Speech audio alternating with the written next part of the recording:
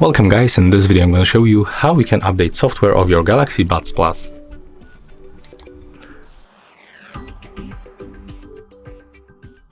To do this we have to be connected with our earbuds and the Galaxy Buds application.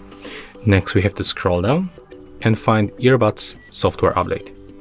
Click on it once and as you can see in my case there's the information that I can download new version, so click on it once. Here we can find information about our update and we have to basically click update, and we have to be also connected to the Wi-Fi network or mobile data and put both earbuds inside this charging case.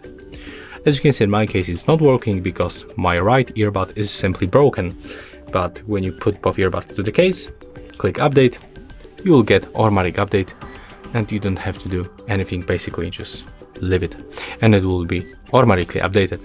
And that's how it looks. Thank you guys for watching. Leave thumbs up, comment and subscribe to our channel.